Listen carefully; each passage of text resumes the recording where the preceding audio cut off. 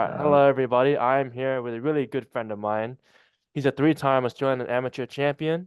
He's a one-time Golden Gloves champion, a one-time state amateur champion with a pro record of 5-1. He made his first debut to this year on No Limit on Fox. Welcome, my friend, Anton Markovic. How's it going, everyone? Great to be here, man. Great to be here.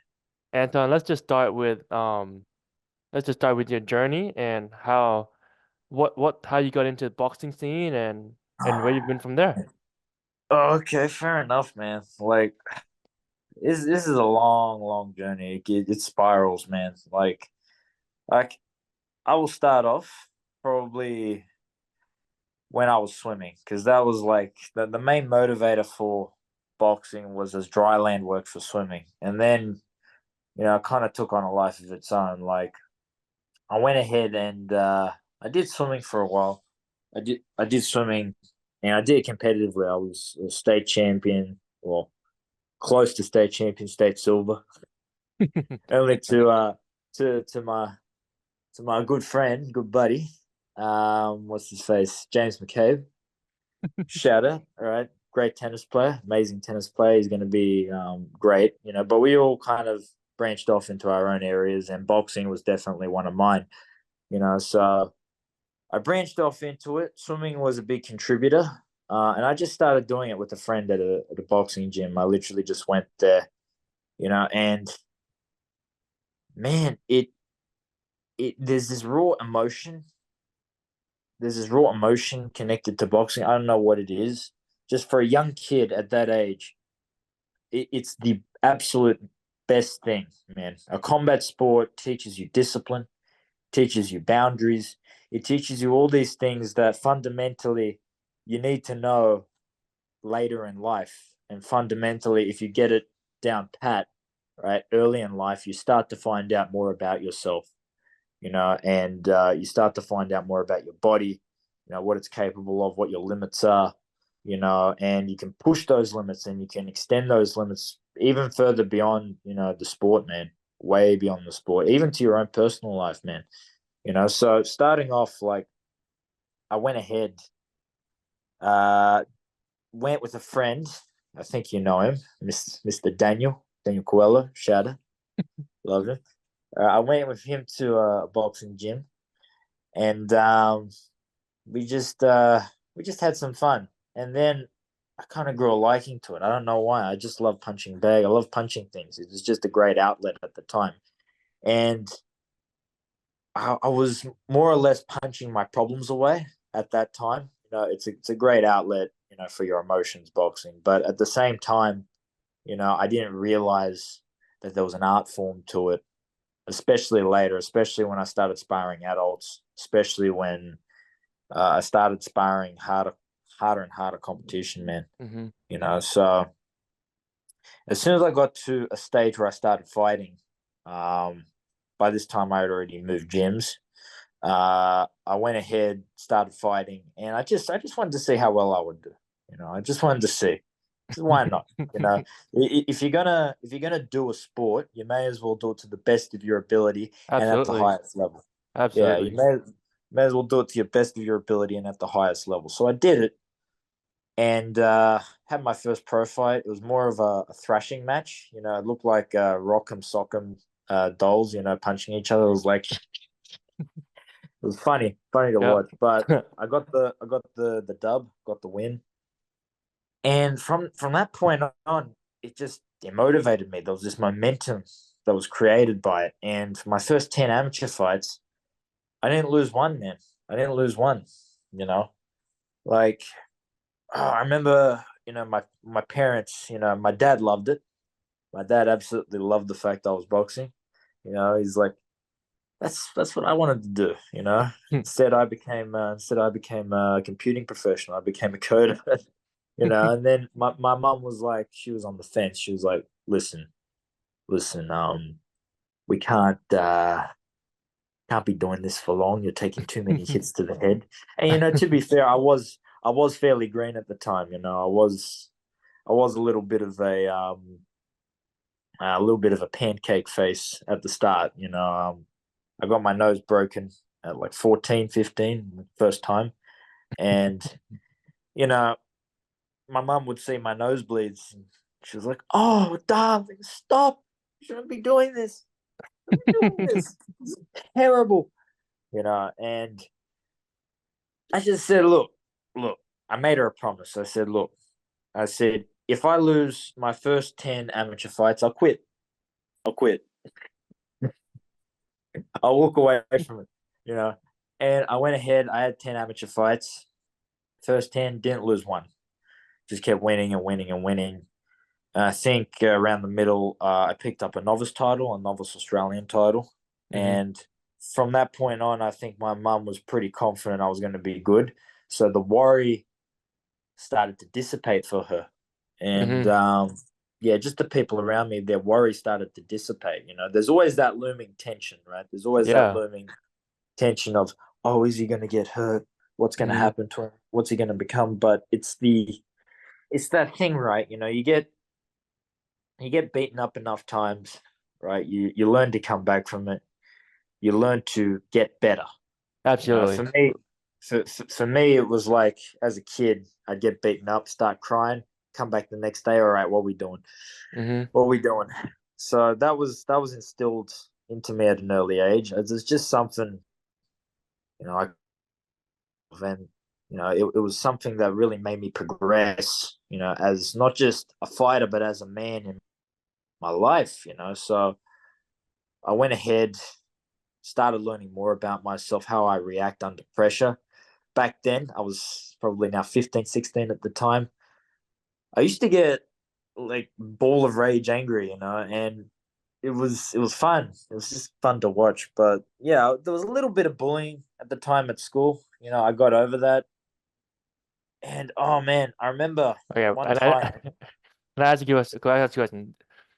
Yeah. I vividly remember this. I don't think I was in the room, but I think I heard it somewhere. I want to know if it's true. I want to know if it's Go true. ahead. Go ahead. Go ahead. Um, did you ever Gonna throw be like brief. chairs in the classroom? Nah, nah, nah, nah. I threw No? hands in the classroom, not chairs. Okay, because if I can remember one thing about you in school was that like I think it was like Malachi and like a bunch of other boys were like, Anton, punch my hand, punch my hand. Oh, he was being a little bit of a dick about it, but I say it's all fun and games now. He's actually Yeah. he's gone a long way in his career, man. Yeah, I think He's he's in gone a like long way. France or something playing rugby I or something know, like that. He's yeah. ridiculous, man. I can't believe. It's great to see all the Trinity boys, especially our year too, man. Our Oh year's dude, gone. our year's done really well. Yeah, man, nuts, nuts. You're doing basketball. James doing tennis. Malachi and Miles Amatisero, they're Yeah, doing yeah, rugby. yeah. It's all from the same school too. Yeah. Amazing, amazing. But yeah, I remember like a few times I had some confrontations, but now that I look back at it, it was so petty. It was over such petty things. It's just like it was like you push each other around, and someone smacks my books out of my hands, and all of a sudden, oh, it's a fight. Okay, let's go, let's go. Nah, but after I started doing boxing, people stopped, messing around. They That's stopped usually how it goes. naturally, right? Naturally. So moving on from that, you know, I finally moved gyms, and I made my way to the gym I'm at now, man. And the gym I'm at now is the one I've been at now for 6 years, 6, 7 years now. Hmm. And from that, I was able to learn, you know, various techniques and moves and the whole structure that actually I could base whatever I was learning off of. And as long as I had that structure, I knew I could always go back to it and recall it. But at the same time, there were growing pains too. I Hmm. went ahead, I went in there thinking to myself, you know, I have to do the move the correct way, the Yeah. right way, all the time. It's never going to be the case in a fight. You're never going to Hmm. find yourself in a correct position at any one time. So I was always trying to worry about getting the technique right when I just had to literally not just throw, but just know when to use it in the right situation, and then everything would flow more or Hmm. less. And yeah, it was a structure that I base everything off of. And over time, I got better at going back to the structure. And now I'm the fighter I am today. But the growing pains there were probably, my first professional fight, my first, professional, So that first professional bout, hell, I may as well go ahead and say it. I found out the most about myself in that first professional fight. I lost it. There was a lot of outside stuff going on with my family at the time. I didn't want to, like let it get into my head. I was Mm-hmm. always worrying about, what my dad, what, you know, my granddad was thinking when they were watching me fighting, because I've always worried about that time time perpetual, time immemorial throughout my career. Throughout my career in any sport, swimming, boxing, I was always worrying about what they were thinking. Dude, These are all the I'm wrong guilty. I'm things. guilty of the exact same thing. Yeah, Like when I was playing basketball, my dad would sit in the stands, and I'm not looking at and my coach. I'm looking at my dad. 100 exactly, man. And you're always looking back at him, worried about what they're thinking, and you're like, oh, am I entertaining enough? Am I pleasing enough?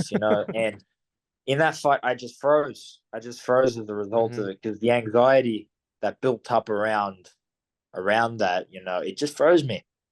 And then, afterwards, I went back to the drawing board with my team. They said, go see a sports psychologist. Just figure out your own family first. All right. Tell them to get out of your head. All right. In fact, like just disassociate them from boxing, and you have to become your own man in there. You have to go ahead and not worry about what they think, not worry about what anybody else thinks. Worry about the job you have in front of you. You know, Mm-hmm. it's such an important thing as a development for not just a fighter but a man. Just becoming a man in there and making your own decisions. Otherwise you're gonna freeze. In my profession, man, you get hurt when you freeze. Mm-hmm. You know, you get hurt bad. So I went to a therapist, sports therapist. Mm-hmm. Shout out to Mark, absolute gangster of a therapist, amazing therapist. Really? Yeah, we just highlighted issues in my life. Like I was always thinking about what my dad was thinking. I was always thinking about what my mom was thinking too. Mm-hmm. And she had this kind of profound effect in my life. Mm-hmm. She had I'll just say it, man. It's okay. Um, it was actually a big part of my journey and my development as a fighter, and I had to get it out of my system. Right. Mm-hmm. She passed away when I was 15. She passed away from leukemia, and I'm sorry, I never heard of that. more. Yeah, man. No, more on that. Like the development from that, the Mm-hmm. the learning experience. I carried a burden with Mm-hmm. me just for a while, and I always had a chip on my shoulder about it. Mm-hmm. I never really lost that chip, and I started becoming nervous, of what people thought. I started becoming, angry at, my own decisions. And I was always questioning, as a result of that, I was always questioning my own decision making, Mm-hmm. you know. And when you question your decision making process, especially in the ring, oh man, oh man, you may, why are you boxing? Why are you boxing if that's the Yeah. case? So many young people do it. You know, I don't know if it's the same thing in basketball. I'm pretty sure like you've had a split second where you question a decision you make, and all of a sudden, the game's already the game plan, that you guys had for that team. It's already fallen through because the split second decision. You're 1 second too short. Somebody doesn't catch a throw, somebody doesn't set up a screen. You Absolutely. know, Yeah. yeah, someone doesn't set it up as well. But these are all things that once you reach the highest level, it's too fine grained. You're going to get Mm-hmm. absolutely smoked once you reach the highest level at any sport if you're questioning your decision making process. So the learning experience from my first pro fight, loss of my mum, is and including my parents in the whole interfering with me doing what I love to do, is don't question yourself. Never question yourself. Never Mm-hmm. question, especially once you've trained and you've trained for a moment so hard, and everything's gone so well in your training camp that you have to go ahead and ruin it right at the last moment. Don't ever question yourself, man. It's so bad. I'll take a quote out of I think it was Tolstoy. Um, don't ever lie to yourself. That's the basic quote. It is the worst thing to lie to yourself about your ability, to lie to yourself that, oh, I can't beat this guy, to become a normed of something that's, you know, is stupid to be a normed of. Mm-hmm.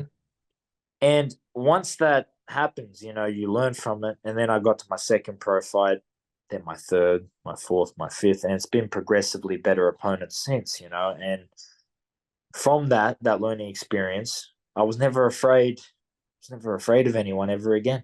I was Mm-hmm. never afraid of jumping into a ring, and being afraid of my own shadow and the people outside of the ring. You know what I mean? Mm-hmm. Yeah. It's that thing. It's that thing. So for me, it's a recognition of these things and also being able to pass tests and opportunities. So now, every time, it's a little detail, a little bit of a secret, may as well tell you. Little secret I have is every time I jump in the ring, I don't look anywhere else but the ring. But once I jump in it, I always look up. And there's a reason why. I always look up because it's a recognition of not just my mother, Mm-hmm. but the tests I've passed, you know. Mm-hmm. And thank you for getting me to this point, you know. In passing, with death there is life, and you've breathed new life into me, by making me, and through my experiences I've been made, you know the man I am today, if that makes sense. you Mm-hmm. know it's a kind of recognition of that coming full circle. And it's something that, I don't carry around with me. I don't harbor with me. I don't harbor this, like, this questioning. I don't harbor this, being a passenger in my own body anymore. You Mm-hmm. know, now it's just split-second decisions, thinking about whatever I have to do, and I'm healthier as a result, man. I always believe every man, every athlete, should have that experience at some point. They're gonna go through it. They're gonna go Yeah. through that experience where they're gonna question. They're gonna Yeah. question whatever they're doing. But it's up to them, man. It's up to them to actually pull through, not question it, and understand that life was meant to be hard, and that no mythical power, no spiritual power is going to pull them out of a rut. They're going to pull themselves out of a rut. They got Mm-hmm. to pull themselves out. And yeah, that's what's been leading up to this point right now. So I've got this fight coming up on the 10th of July, and it's full systems go, man. I haven't been this well prepared for a fight ever, I don't think. What's the what does the preparation look like for you for preparing for a big fight like this? Oh man, look, in terms of preparation, a big fight like this involves a big fight like this involves just in terms of training. I go from 3 to 4 hours of training to 6 to 7 hours a day training, worth of training every day. Wow. And that's, yeah, it's intense. You wonder, where did the other 3 hours come from, right? Like, the hell, it's inhuman. Fair enough, right? But the other 3 hours come from the game plan side of Mm-hmm. things. So I'm doing pads, I'm working, structuring a game plan for my opponent. And then what's the fallback? What's the fallback after that? What's the fallback? If something doesn't work, if he makes a slight adjustment, you have to make a slight adjustment too. Mm-hmm. So you don't know the variables until you actually get in there on the night. And I'll be honest with you, man, in any single man sport like boxing where you're getting judged, it's it's a hard thing to coach, right? I got such a massive respect for coaches, so it's a hard thing to coach biomechanically, you know, the strategy. You have to run through it many, many times. So Mm-hmm. that's where the extra 3 hours comes from. You're running through the game plan many, many times so that you're not nervous on the night. You just go through the movement. Yeah. That's why I don't understand. I've never understood how coaching team sports works really, because instead of coaching just one retard, like me, you coach a multiple, and you're trying to get like them to understand, that you have to be at a certain position at a certain time, or you got to be somewhere else at a certain time, right? It's so hard to coach that, you know. Yeah, because you don't understand like each individual person is so different, right? Yeah, So for us, we really just watch scout. Like we do scout, we have a meeting with our coach. Sort of like what does he want from us? What does she want from us? And then you watch the scout, you know your personnel. I think a really big thing for like team sports is knowing your personnel. You know, you hundred you, percent, man. you have to know 100%. the other team to the back of your head. Because if you don't and you screw up, you're on the bench, you know? Yeah, man. Um, Yeah, man. Like, oh man, especially like you're at technically it's college level, right? mhm. It's like collegiate. Yeah. So basically, if you're getting benched, and your coach, I bet your coach is sweating every single time, like just like, oh, you gotta be there. You gotta, you gotta be there. Set up the screen. Set up the screen, or, Yeah, or like, I mean, I'd say that's sort of the difference between I think elite level and like amateur level. yeah, man. Because Yeah, man. at the amateur level, it would be like that. You know, if you're in Yeah, under 12, under 14, your coach is like sweating. We're like, all right, go there, go there, go there. But at the college yeah, level, and even probably extending to the NBA, it becomes more of a relationship of trust, where it's like, yeah, man. you've done this enough that I trust you're gonna be there when I ask you to be there. Or like, I expect you to be there when I'm thinking about you Yeah, being there. You know, like yeah. it's If sort you're of not just there, if you're not there, get off. It's the same thing. I think it's the same thing with NFL, right?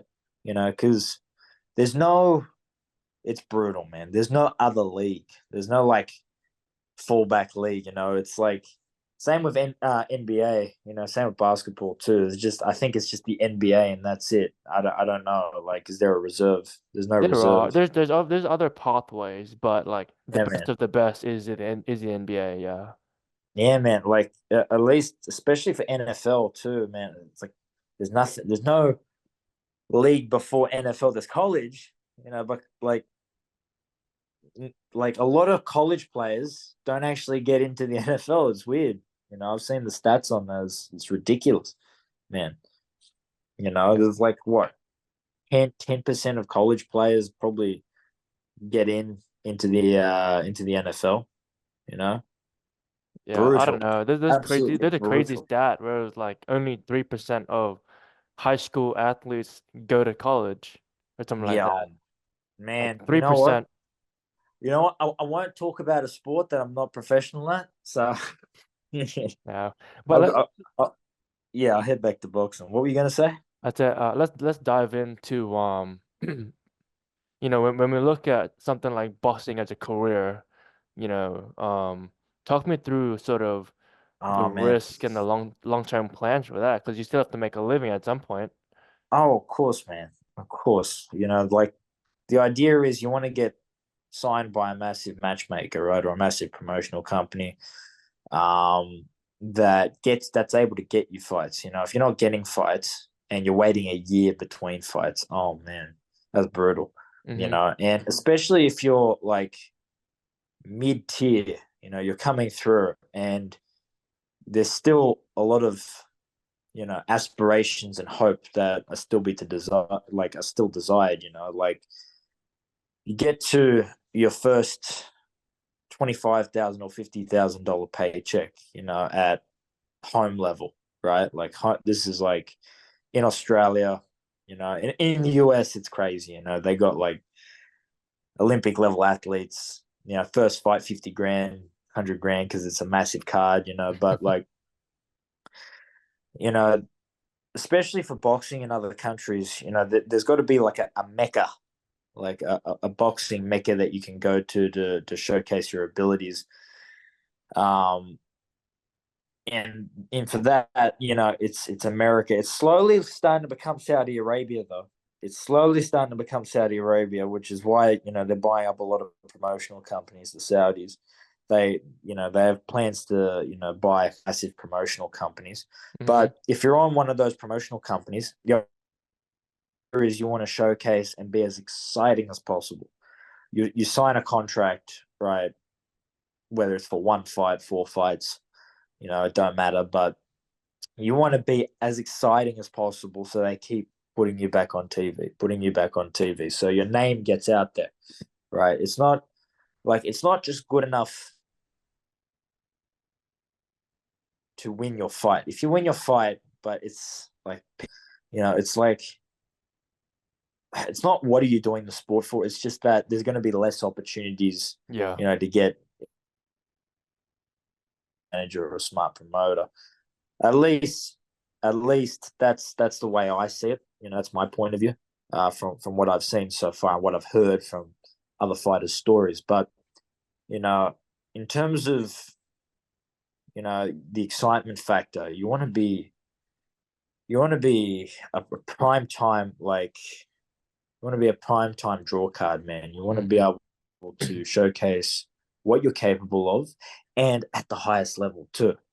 So that if you're going to go over to America, or if you're going to go overseas, it's a sure thing. You know what Yeah. I mean? It's a sure thing. Look, I'm not too fussed. I'm not too like fussed about the promotional side. I let my coach handle that. But there is one thing I can say. If there's one thing I can say about being exciting and being a good draw card in terms of being on a promotion, it's train for power, train for pressure, and train to knock these guys out. You know what I mean? Train for a Yeah. game plan where you're throwing stones, at these Mm-hmm. guys, because that's what everybody wants to see, right? Yeah. Everybody goes on YouTube and watches a highlight reel of knockouts. They're not watching the full fight. Only us boxers watch the full fight to analyze it. You know, if that's fair to say. But you want to be able to create these highlight reel moments that if people watched it back, they could watch it 20 times over, and that's what creates clicks. That's why you got guys like now you're in a way Terence Crawford at the top. Canelo Alvarez, he's an entertaining Yeah. machine. All these guys are draw cards because they're knockout artists, man. They're knockout artists, Didn't you knock out and like two you two of know, the five guys, two of the six guys? oh yeah, that was like the last two fights I got knockouts, but that's something you also have to work towards as well. You can work power, like you can always control your power. A lot of people don't think you can, work power in boxing, but Yeah. yeah, you You've can. you've you've seen my power in the Everything can be arcade. worked. Everything's tangible. You've seen my power Oh in the yeah, that was arcade. fun. Oh man, I yeah. got the Shout out to highest score Earvin. until All James right. ruined it. I don't know if he ruined it, man. I'm a bit suspect at that machine, man. I don't know about like I'm the boxer. Here I am. I should have, you know what I should have done? I should have ran up to it. I was just taking shots as if I was fighting, you know. I should have ran Oh up to it man. like you guys were. You guys were putting your head through the bag. It was funny to watch. Oh man. I think I But think yeah. um Um I think at the elite level it takes a certain obsession that a lot of people just don't realize or they don't of course. understand. You know, um there comes a Well that is point true. there Right. comes a Unless you got the point right team when behind you're you. like, huh? No, no, yeah. So I was saying, unless you got like the right team behind you, right, and they've been there, done. Even regardless, even if you got a team behind you, you still have to have that obsession. You Mm-hmm. know, there's this craving to want to be better, your best. the best version of yourself. And I can't say that, in terms of, here's the thing, right? A lot of fighters, especially a lot of Instagram fighters, a lot of posers, they go ahead and they make it known that they're boxers, but they might not want to be doing boxing for the long term. Fair enough, right? They don't like, that they get afraid of having to get in the ring and fight, Mm-hmm. because they might get exposed against someone really good. So, Mm-hmm. to walk that point to its logical conclusion, I think that, these fighters, man, they yeah, those types of fighters, they don't necessarily want to box, and that everything you are as a man, right, that you hold dear is put on display in that ring. And if you're afraid to get in there and you just freeze up like sometimes they do, and I've seen it, man. I've seen some people make horrible mistakes that they shouldn't be making at mid tier and high level, so that they shouldn't be making. Mm-hmm. They should have had this experience in their first fight and then been done with that and said, "Yep, I'm ready. Let's go." Instead, they quit. You know, they quit before they've even begun. Mm-hmm. And it's the thing, right, where uh, I'm gonna sound I'm gonna sound like a bit of a Spotify motivational talker right now. Hope I don't sound like that, but you have to want life to be hard. Mm-hmm. You have to want life to be hard. You have to keep wanting to take tests. You know, you have to keep wanting more, and that's very hard, man. That's the hardest thing. It's so hard. If you Yeah. thought losing would challenge you, imagine how much being successful and fame will challenge you. Yeah. Yeah. No, It, that's it's really right. it's actually, yeah, but here's the thing: you get to a point where it's like life experience, life experience, life experience, and then all of a sudden, after you've had all these experiences in life, it just all that stuff they were telling you when you were a kid, you're like, wow, they were right.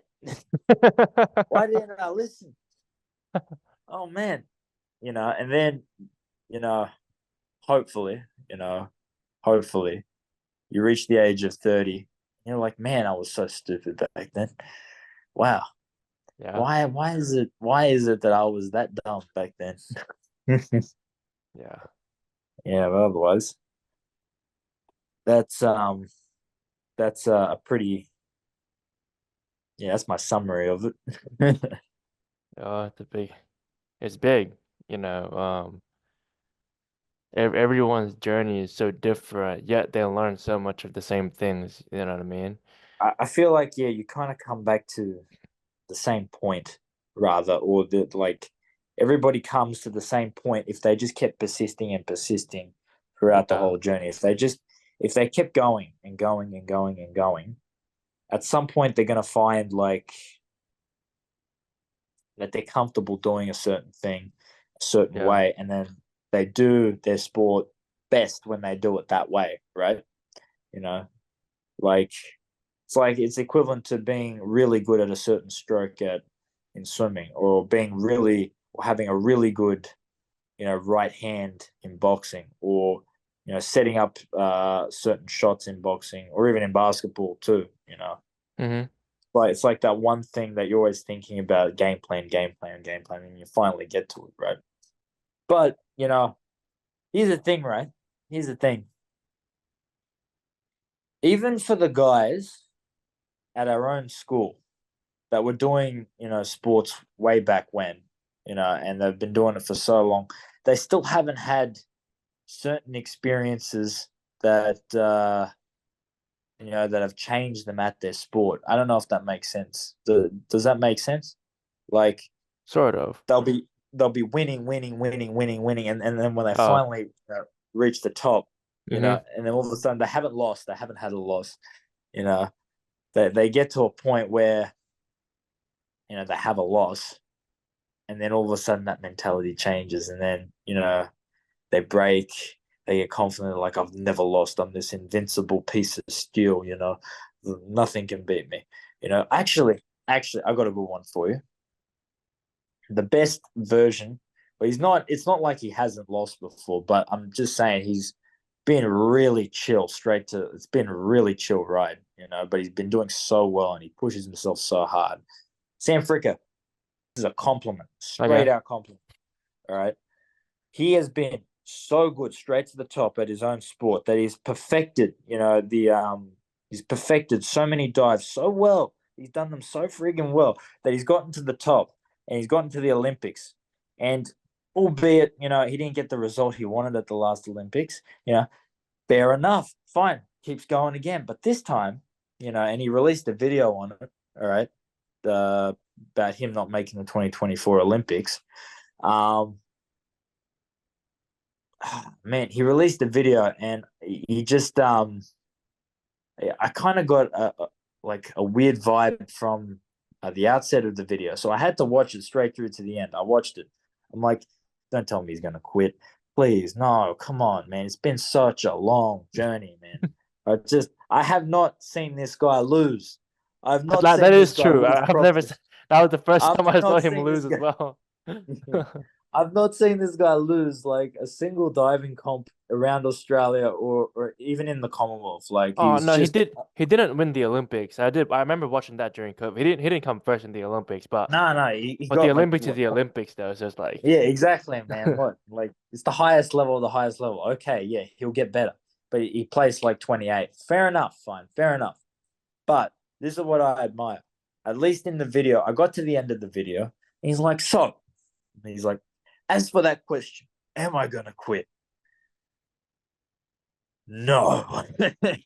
And I was like, man, of course you weren't going to quit. You're never going to quit. All right. It's the champion's mentality. I, You I got to think come back from it. I think with Sam's scenario, I think that was probably somewhat of a media stunt because of like, I think you might be right. Like in terms of publicity, yeah, like he's I getting, think you want to get the views. You want to keep the people yeah, from like under toes. yeah, make it a little bit clickbaity, but Yeah. So, at the same time, he was never going to quit, man. Come on. Let's be, and in terms of like winning, like I just he was like as a junior, I just remember seeing him winning everything. I'm like, damn, absolutely, yeah. this dude is smoking everyone. I'm like, wow, what a talent, And then, it's not that he got. I don't think like every dive he has made has been so technically precise. It's very hard. It's so hard to like try and get the perfect entry every single time, Hmm. right? Again, I'm talking about a sport I know nothing about. But all right, the point is, he just at least for a guy that I've seen win, all right, a lot. He hasn't, been taken off his horse like I've seen so many other athletes. When they finally, don't get the spot that they want or lose. You know, and that's a quality I admire in a lot of people. The first time they lose, the first time they taste defeat, they hit rock bottom, especially in boxing where, you've been smacked in the face, you've been smacked around so much. You know, the quality I admire is the ability to come back from it. You know, Oh if you yeah. can come back, if you can come back from your first loss, you can come back from any loss. You can come back from anything, you Hmm. know, unless, you're close to retirement, you're 44 years of age and you're having your final fight at world level for $30 million. You ain't coming back from that one, not for a long time, you know. Yeah. But point is, he, you get to a point. I've seen so many amateurs, go by the wayside in terms of their career, and they had stunning amateur careers, 12-0, 13-0, 14-0 as an amateur, and then they come up against one really rugged dude, like one just absolute feral animal who will take as much punishment as possible and then deal back as much punishment as he got, and they'll lose and they'll be sulking about it a little bit, there's a little bit of timidity, there's an uncertain nature that comes over them. They start questioning themselves a lot more. Hmm. Hmm. And that's what I was talking about earlier, questioning yourself. Can't do it. Never question yourself, man. Never question yourself. Just keep on taking harder fights. You know, the best stories I've read or I've seen. One I've seen more recently in Aussie boxing. Uh, Wade Ryan, guy with I think it was 20 something wins, but 11 losses. 11 losses. And yet the guy is now, I think, top 20 in the world, top 30 in the world. Mm-hmm. And he's hanging in there with the best dudes, but he's learned. He's learned from all these experiences. He's learned so much, you know. Um, and he beat a really top contender in Sergey Vorobiev recently, who was, I think, in my opinion, I think that was his biggest win because man, the skill displayed, you know, he's learned to Yeah. joke about it, you know, he's learned to joke about it, he's learned to, you know, he's come over these things. Massive Raptor Wade, absolute, you know, champion. I've done many rounds with him. He's a real cagey dude, real cagey dude. But you know, there's him, and then the one that I read about, which is, in my opinion, I think all young fighters, you know, should read the autobiography of Jack Dempsey, because that was a similar thing. He got put in against guys he had no business being in the ring with, but but he made it through those fights. He took the punches. He took the punishment. He got belted so bad in some fights they had to stretcher him out. He was carried out on a hospital bed, man. You know, but he was broken. But he took the punishment. He lasted the whole 10, 12 rounds, however many rounds he did. He took it. And if he took it, he realized that he could do so much more with the sport, in the position he was currently in. You Yeah. know, he could do so much more, man. So much more. So, There's a quote that I really like, and go ahead. it was like you learn more when you lose than when you win. 100%, man. You know, Completely. like there, Because, there's so much stuff you can fix up, you know. There's so much stuff to man, learn. exactly. After my first pro loss, there was something inside of me. There was something inside of me that just had to get back in there, man. You know, I couldn't not. I knew if I didn't, I I wouldn't be able to look at myself the same way in the mirror. I wouldn't be able to. There's no Yeah. way. There's no way. And if you keep striving, you know, and keep trying and trying and trying, eventually, you know, you're going to get better. Whether it's better at good stuff, then great. Whether it's better at bad stuff, you know, terrible, terrible sequencing, you know, terrible movements, terrible, technique on stuff, then fine, you get better at doing crap, basically. But the point is, at some point, you're going to get better naturally, whether it's whether it's at good stuff or bad stuff, but you still get better. Yeah. But you still get better, you know. Yeah. Otherwise, yeah, yeah, damn. Yeah. And then What you got? going back to your point about, people quitting after they take like kind of loss and they just don't want to do it anymore. One thing that I've seen in elite athletes is after they quit their sport, they don't know who they are. Yeah, I know, You I know, know. it's a huge Oh man, identity shift. Hundreds, it's like from point A to like down to Z. oh Like man. you just forget who you are. I think the one of the worst cases I seen was well, he's not worst case, but Michael Phelps, after Mhm. he won 8 Olympic gold in Beijing, you know, set many world records and kept breaking world records as he pursued his career. Man, he wasn't the same dude after he quit. He lit up. He smoked up a lot of pot, a lot of marijuana, you know, and he just got depressed. You know, he got Mhm. really depressed because, you know, to come back, you know, down from that high, that amazing, immense high, you know, is it's not the same, man. Not the Yeah. same, you know. And I guess for boxers when they retire, I feel like it's not too much the same as swimming when they retire. At least in swimming, you're like, oh man, the glory's gone. In boxing, you're just enjoying life. You're just like, man, at least I don't get to get punched in the face anymore. Damn. At least I don't get to, take a beating anymore for sparring and for clicks and views. That's it. So I think there's a type of gladness to be out of the game, but you'll still see guys like Floyd Mayweather get in the ring for Hmm. a few 100,000. You'll still see Tyson Fury, who I don't think he's quite at the end yet. Even though he says he's retired. You still see Tyson Fury get in there for $30 million a pop, losing to a guy like Alexander Usyk.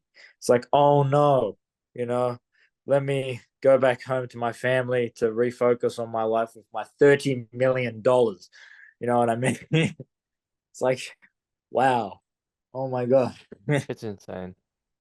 It's insane, insane. absolute insanity, man. But that's at the highest level. Like you don't hear about for every one fighter, there's 100 others that it could have been. You Hmm. know, you Yeah. don't hear about it, and it's really it's a real mindset, right? That I've been able to figure out over my last a few fights. That I should just be taking on anyone to get better, to get Yeah. to that highest point. Hmm. It's a lot of people still don't figure out their issues. It's you got to figure out what's wrong, what's going on. You have to figure out what is happening internally. If you're having a dialogue with yourself internally, trying to fight yourself at every which way, there's not going to be a way forward, man. Unfortunately, there's always a way back. You're always finding yourself moving, you know, 2 steps back, 2 steps forward, 2 steps back. It's can't do that mentally. John Jones, that's another good example. Man, John Jones won like pretty much every fight he was in except for one, and he literally the weekend before most fights, he used to make an excuse. He used to smoke up, party, and people would ask him, it was like, man, John, you got to fight next week. What the hell are you doing? And he used to say, well, the excuse he would give was, I was afraid that if I lost, I wouldn't have an excuse. So he was trying to create the excuse, but he won every single fight he was in. But he had this issue, Yeah. he had that issue, where there's like, there's a screw loose somewhere. But hey, look, who am I to judge? Who am I to judge great men who have made it to the top? You know what I mean? I'm Yeah. not judging him. I'm just saying that what he was able to pull himself out of, and stuff he was able to do was amazing, you know. Yeah. What is what is your mindset or what is your school of thought, if you will, when you think about something? Because at the end of the day, boxing, it really is at its core life or death. Oh yeah. Like like if you if Look, you if you miss a block and you hit it right in the temple, you're down. You might not even wake up. oh And that's man, yeah, that's the completely. harsh reality Look, of it, right? I think all right, the best way to put this is again, same thing. After my first pro fight, I there's a lot of confidence lost, and then I started sparring again, and I came back, and the confidence came back. But I had to figure something out.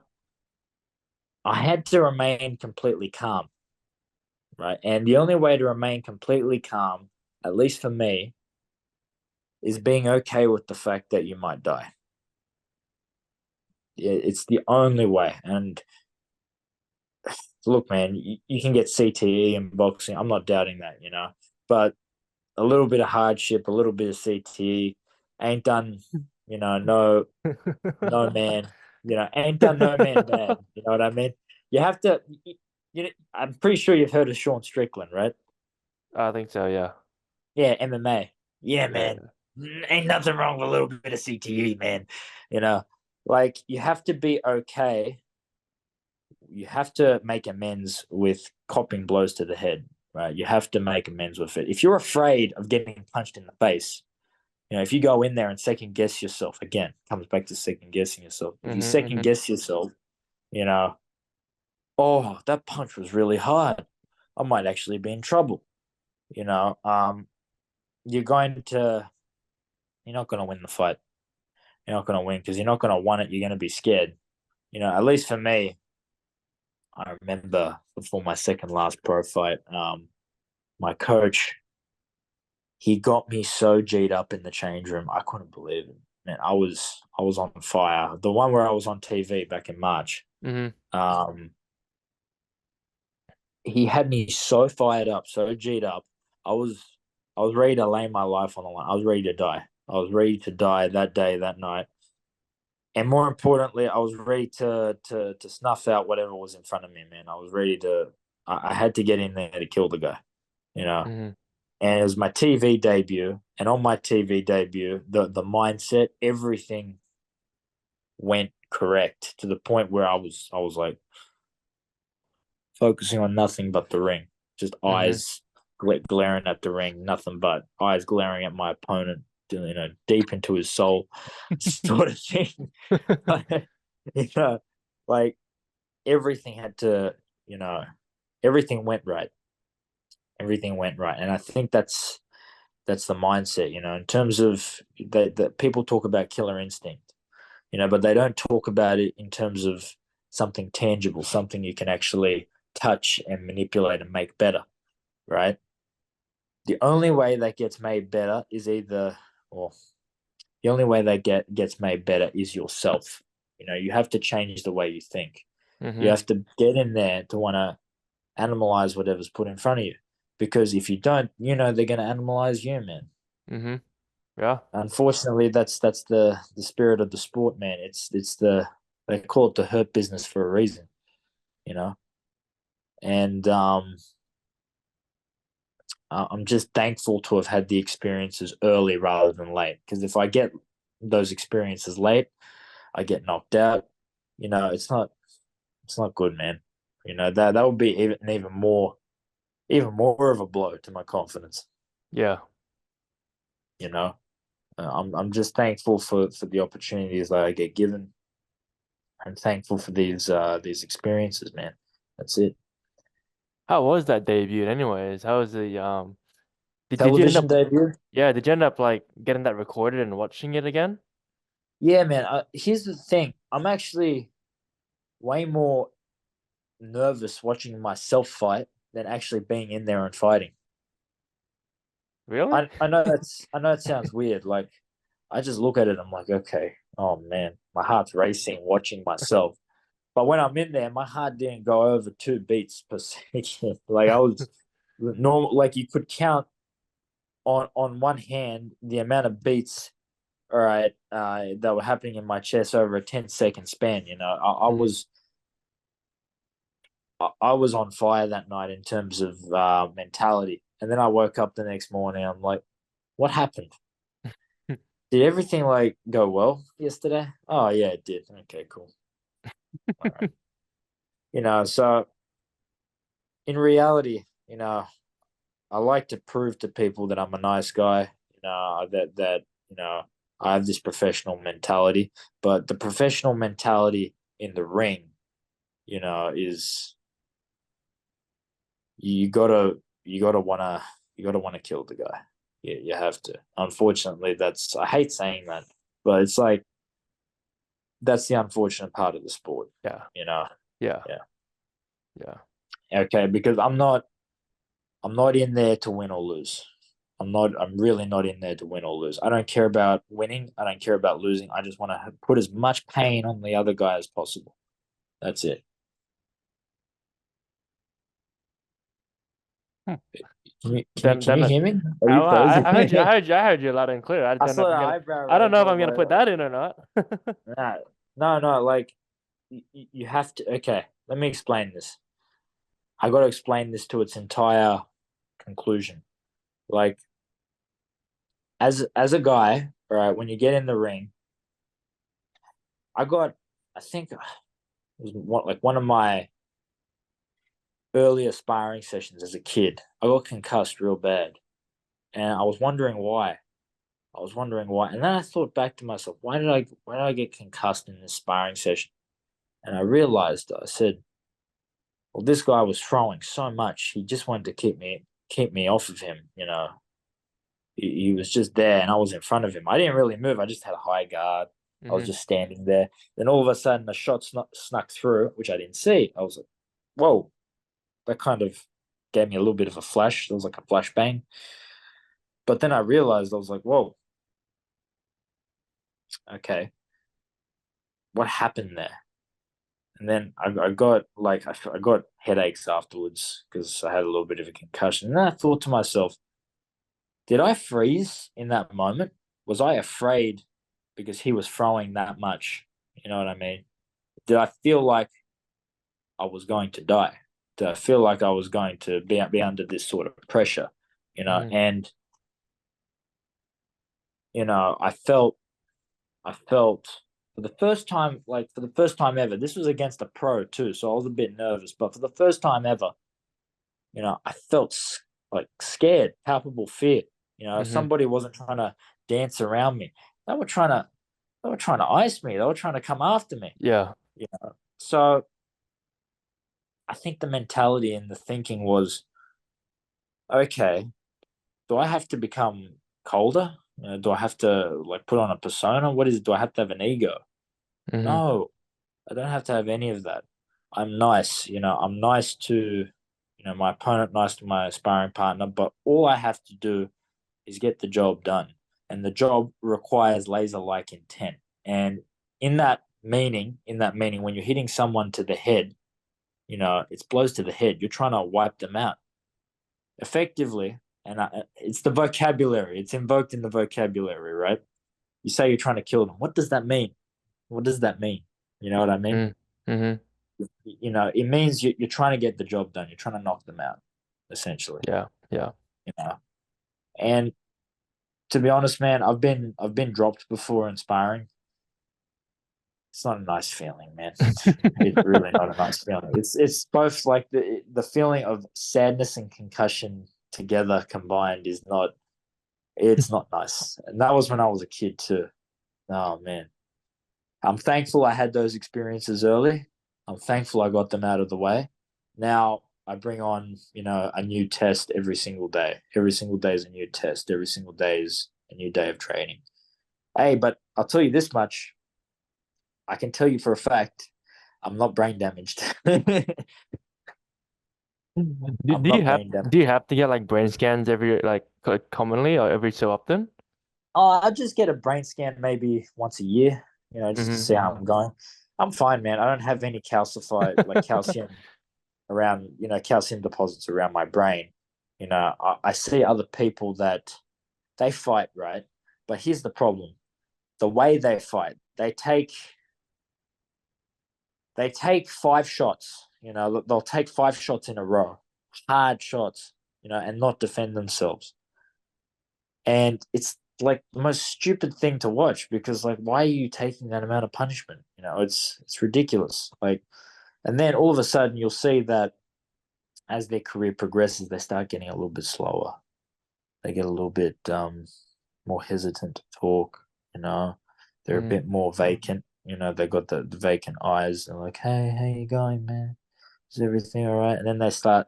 The next stage after that is they start to slow their speech. They're like, "Oh man, hey, you going, man? It's not bad." And that's scary, man. That's Yeah. scary. That's why you have to learn defense. That's why you have to learn. At least you have to learn defense from somewhere. If Mm-hmm. you're at a gym that doesn't teach you proper defense, then it's goodbye to boxing career after about 10 professional fights. Yeah. You're not going to make it very far. But yeah, the sport's evolved. Everything evolves. Every sport evolves, man. The sport keeps evolving to the point where you have people punching harder now than 30 years ago. Mm-hmm. You know, so there's an evolution there, right? You got to be you got to be ready for the right things. I'm sorry if I'm dragging you down with all this like history and all this. No, I mean, I'm here for it. That's the whole point of the podcast to get. Just here for the ride, man. Yeah, yeah. No worries. We got much time left. 8 minutes, No and worries. I'm probably I gonna cut think, it there because it's been like an hour or something, yeah, probably. man. I think I got to wrap it up there because I got to get to the gym. But Yep. yeah. Look, to sum up, to conclude, right? It's a journey, man. It's a very arduous, very long journey, and you have to change your mindset throughout, right? Mm-hmm. And what I said earlier about you know, uh, being in the zone and being ready to die, is just it's a common thing. Mm-hmm. And I hear so many fighters say it. They're like, "Oh, you have to be ready to die," and I'm thinking they're saying that as a joke, right? And not until you're actually there and Yeah. you're in the moment and Mm-hmm. and you're there and all the lights are on you and you're like, "Wow, this is real. This is Yeah. so real." It's But I'll tell you war. this much, man. I'll tell you this much, man. From that experience, it gives my life purpose. It Mm-hmm. gives everything I've worked for purpose. And if I were to just quit that, what else am I going to quit in this life? I'll quit working a job in finance. I'll quit working as a chef. I'll quit working as, you know, a bouncer at on a street corner at a club. You know what I mean? It's I'm trying to be as honest as possible. I Yeah. try and be as honest as possible in terms of my approach towards it. But yeah, that's it. That's all I got to say. Yeah, That's it. man. Wow. If you could give, last question, if you could give one advice to like, I don't know, future boxer or even just someone that's not an athlete that's, you know, they've started that journey, what would you say to them? Oh man, never lie to yourself. Never lie to yourself. Don't tell yourself a lie about how good you are. You know, don't tell yourself a lie. I did that once. Can I make it two pieces of advice? Sure. Sure. Don't lie to yourself. All right, and B, always always have a trainer and a manager. Always have a trainer and a manager because you're never going to find the time, right, to both train yourself and find a fight for yourself as a professional. That's about it. That's all I got to say. hmm You All know, right. that's literally it. That's literally. Oh man, I hope you enjoyed that, man. Yeah, no, thank you. Thank you so much for joining it. Um, yeah, that's all I can say. I mean, thanks for joining it and hope it turns out as good as it sounds in my head. Oh,